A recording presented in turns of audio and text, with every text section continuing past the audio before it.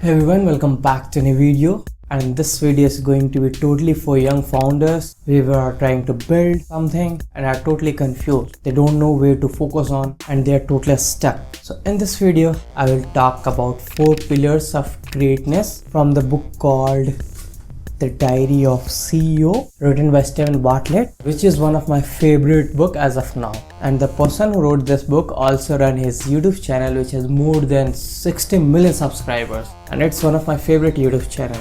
So you can go there also for these type of content. So one thing I want to tell here, the pillars I'm going to talk about, to be honest, even I'm also chasing these pillars in my life. Okay, so before starting, let me ask you a question. Why do some people, same age as of you, same city where you live in, maybe even same college where you study, end up building something great, and others with the same opportunities, the same 24 hours, the same brain, end up nowhere? What's the difference? Is it luck? Maybe sometimes. Is it money? I think no, because most great founders start being broke. Or is it talent? And here also I would say no, because I have seen there are talented people dying broke every single day. So what is it? The answer of these questions, I found the answer in that book, The Diary of CEO. And the author Bartlett, he grew up poor, dropped out of university, built a social media company which is worth of hundreds of millions now, and even become the youngest ever dragon on Dragon's Den. You can think Dragon's Den as a Shark Tank where he was a dragon, means a judge. And apparently he also built a massive YouTube channel, a massive audience. And whatever he learned, he sat down and wrote everything he learned in that book.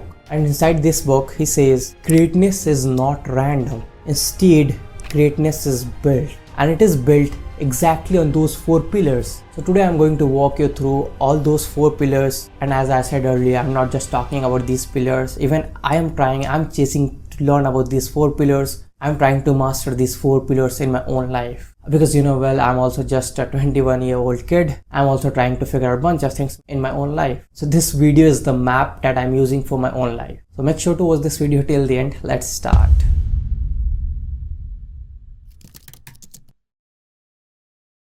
So before talking about those 4 pillars, let me give you a big picture about those pillars. In that book, author says greatness often stands on those 4 pillars. If you remove any one of them, the whole thing will fall. So these pillars are, first one is the self, second one is the story, third one is the philosophy, fourth one is the team. You can think of these pillars like a building where the self is the foundation, the story is, you can say, the front door, or the philosophy could be the structure, whatever the walls that hold up everything, and fourth thing, the team, could be the roof, the thing that protects and scales everything whatever you will build, right? And without all 4 pillars, the building doesn't stand. So now let me go deep and let's discuss about every pillar one by one. Pillar number 1, the self. In that book, author says, before you can master anything in outer world, you have to first master what's going inside you. It sounds very simple, but it's fucking hard. We care about others a lot. We always try to know better about others, but we never know what we like, what we want, where we want to go. We always had tons of confusions for ourselves. And here I want to tell you a simple story of author. You will definitely relate to it. He grew up in a broken home. His parents didn't have money. He felt like an outsider his whole childhood, and when he got to university, he was completely lost. But instead of blaming the world, he turned inward. He looked himself. He started asking some hard questions to himself first. Like, what do I actually believe in? What are my real strengths? Not that what people told me. What do I actually see in myself? What is story I'm telling myself every day? And one question that I also like personally, what am I telling myself every day? This is my favorite question that I always ask myself, because author says in that book, there will be a story that is always running in your head, which will be all about who you are. That story defines your identity, your personality in front of others, because you always act like whatever you think. And the fun fact is, whatever the story the people nowadays thinking about themselves, their story is working totally against them, because they have some negative thoughts or negative beliefs or negative story. They always think, in their mind, I'm not smart enough, I come from wrong background, people like me don't end up being good person or being great person. These stories, these beliefs, these thinking always go against them, because these are negative thought, negative thinking, negative stories. And as long as these wrong stories running in your head, it doesn't matter what opportunities comes in your way, you will self-sabotage every single time. So the first step of greatness is to rewrite the story. Rewrite the internal story, whatever you are thinking, whatever you are believing on, just rewrite all of them and make sure those all should be positive. Because for me personally, I'm just a college student in Delhi NCR, building my boots business from scratch. I have no business background, no big money, no connections, nothing at all. And even some days the internal story says, who are you to do this? But I choose always to rewrite my internal story every single day, because I know my strengths, my weaknesses, my drives. So make sure to rewrite the story that you tell yourself every day, because how you see yourself is how you will show up to others, and it is going to happen every single day. So try to know yourself, try to master yourself, because there is a line I have read in that book which is from Leonardo da Vinci. I hope you might be knowing. He was a great artist of his time. He once said, one can have no smaller or greater mastery than mastery of oneself. You will never have a greater or lesser dominion than that over yourself. The height of your success is gauged by your self-mastery,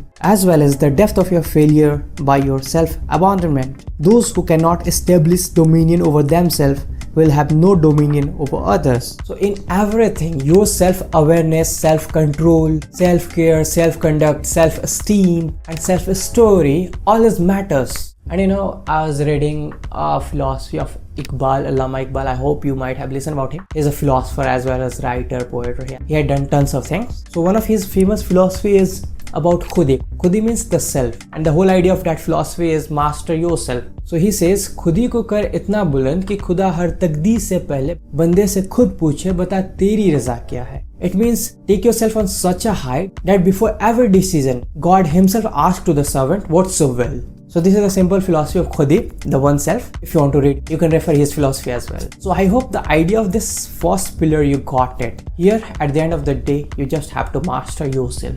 So second pillar is the story, and this one is all about how you communicate, who you are and what you do with other people, the rest of the world. And now I know what you are thinking. I am not a storyteller, but let me stop you right there. Every great leader, every great brand, every great movement was built on top of a story. Not on facts, not on data, not even on features, but the story.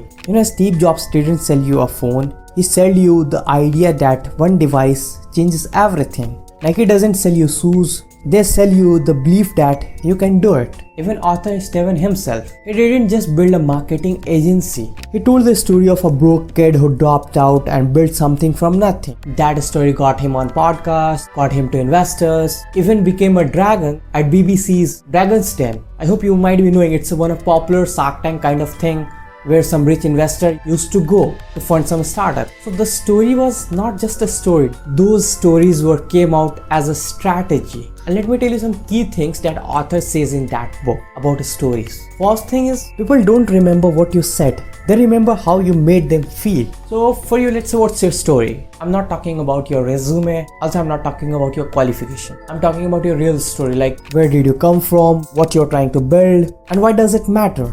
So for you, it could be anything, your personal story, whatever you are going through, your journey, I don't know. But for me, let's say I'm just a CS student in India who got tired of just learning theories and decided to build something real so that I can create some impact as well as I can learn everything by doing, not just theories. So that's my simple story. And I know it's not perfect, even it's not finished yet, but it's totally real and totally mine. And why story matters? Because stories are the single most powerful weapon any leader can arm themselves with. Stories are the currency of humanity. Those who tell captivating, inspiring, emotional stories rule the world.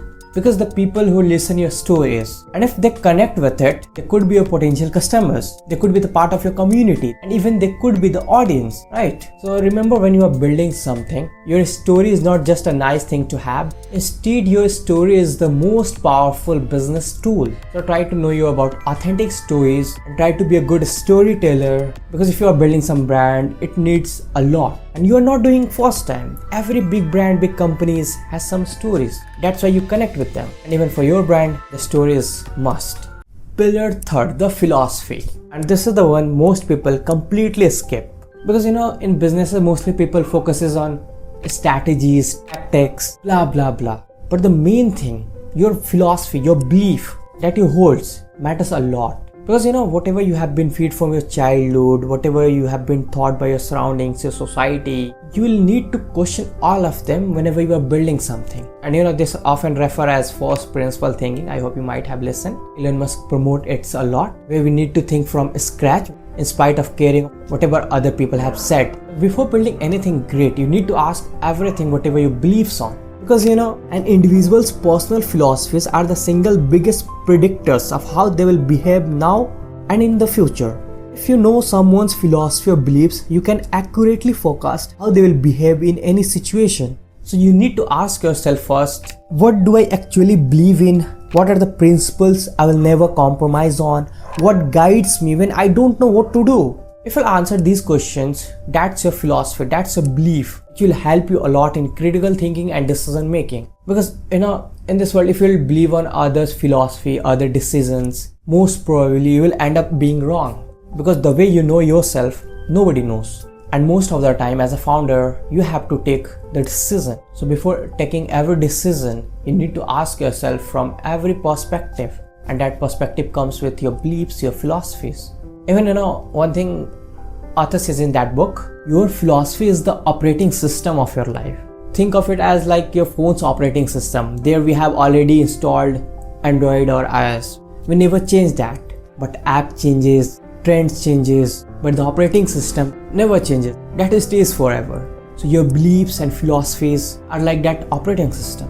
And your personal philosophy often will reflect in your brand. Because Steve Jobs also had a philosophy, which is simplicity above everything. Every product design Apple made ran through that filter. Even Warren Buffett has a philosophy, never lose money. Every investment he makes runs through that filter. So what's your philosophy? You need to ask yourself, which will reflect on your brand. And let me tell you mine. I'm still building it, but I also have philosophy, which is honesty over hype. This is my philosophy. I always try to be honest instead of creating tons of hype about anything. And this is my inner core. This came from my inside, that I should prefer honesty over any hype, and it will reflect in my brand as well. So your philosophy, your beliefs matter a lot in building any great brand or in building any great product. Because life will put you in such a situation where there will be no rule book, there will be no one to call, there will be no tutorial available on YouTube that will solve your problems. And in all those moments, the only thing that guides you is your philosophy, your belief, your inner thoughts. And one thing, the people who have clear philosophy, clear beliefs, they make faster decisions. They always stay consistent. And often they build trust because people already know what they stand for. And on the other side, the people who don't have any philosophy or any fixed belief, they often get pulled in every direction by every trend. And they are totally inconsistent. And as you know, inconsistency kills trust. So build your own philosophy, build your own belief. Just ask everything, whatever you have been fed from your childhood, from your surroundings, from your society. Pillar number 4, the team. And this is the one that separates good from great. Because let me tell you, nobody cares you how talented you are. Nobody cares how disciplined you are. And even nobody cares how your good idea is. If you are trying to do everything alone, you will end up being small for forever. So author always asks about one thing, and even that changed the way I think. He says stop asking how and start asking about who. What this means? It means don't try to do everything by yourself. How I can do this, how can I achieve that, blah blah blah. Instead, find people who can help you to do that thing, who are smarter than you, who understand business better than you. So instead of questioning how, try to question who and bring that people in your team to work with you. Because Richard Branson, he's the guy built over 400 companies. Not because he could do all 400 things, but because he knew how to find the right who, right people for each one. Let me tell you where I stand myself in this pillar. Right now I'm building my boots brand. I'm mostly working alone, doing the research myself, talking to manufacturer myself, even creating the content myself. And I know at the same point, at certain time this will become bottleneck. So I'm thinking about it already. Like, who do I need when I start growing? Who understand manufacturing better than me? Who can handle operations while I will focus on branding and all? Because the moment I can find right people, the business stop being limited by just what I can do. Even author says in that book, I have never seen anyone build a great company, project or organization without a group of people. As well as I've never seen anyone reach personal greatness without the support of a group of people. Also, he says assembling any group of people is not enough. For your group of people to become a truly great team, you need the right people, bound together by the right culture. And when you have great people bound by a great culture, the whole team becomes greater than the sum of its parts. When 1 plus 1 becomes 3, great thing happens. So if you are building a company, you can't do everything alone. Make sure to bring some right people and bound together with right culture. Because one wrong people can poison the whole thing, as well as one right people can multiply everything whatever you are building. So remember, when you're building a team, choose the people like they are the most important decision you will ever make, because they are the people who can take you from here to here, as well as they also can take you from here to here. I hope you are getting what I am trying to say. So that's it. These were 4 pillars to achieve greatness in your life. And as a young founder, you need to work on these 4 pillars. Even I'm figuring out these pillars. And this is the personal map for me, which I always think of whenever I try to learn anything. So I hope now your brain fog is totally clear. Just work on these 4 pillars and at the end you will get everything whatever you want in your life. So I hope this video was informative to you. If this was, make sure to press that like button, and for more such type of content, make sure to subscribe. Until next time, keep building and keep exploring.